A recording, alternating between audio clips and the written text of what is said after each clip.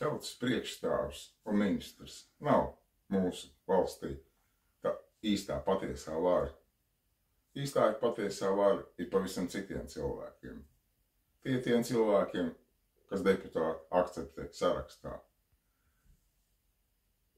Deputāts faktiski ir uzticams, prognozējams tiem cilvēkiem, kas viņu iekļauj šī sarakstā.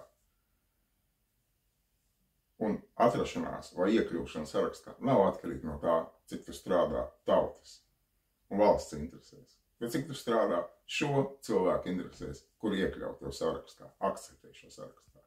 Lielākoties šie cilvēki ir tie, kuri izsaimnieko mūsu valsti.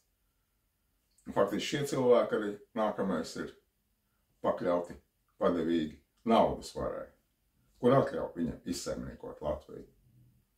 Bet ar vienu noteikumu, ka šie cilvēki realizēs naudas varas intereses, kas ir bankas procenti, augļošana, farmācijas uzņēmuma peļņa, ieroču ražošanas uzņēmuma peļņa.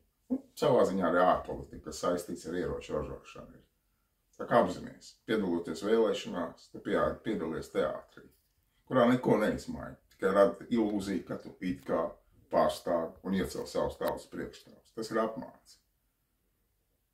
Apzinies to, ja gribi mainīt kaut ko šajā valstī, var mainīt tikai to, ka mēs parādīsim naudas varai, ka mēs esam vienoti, stipri.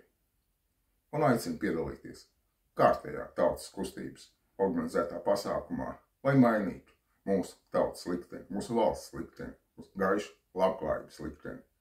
Tas viss ir tavās rokās, tavā spējā apzināties savu spēku. Tiekamies 15. maijā.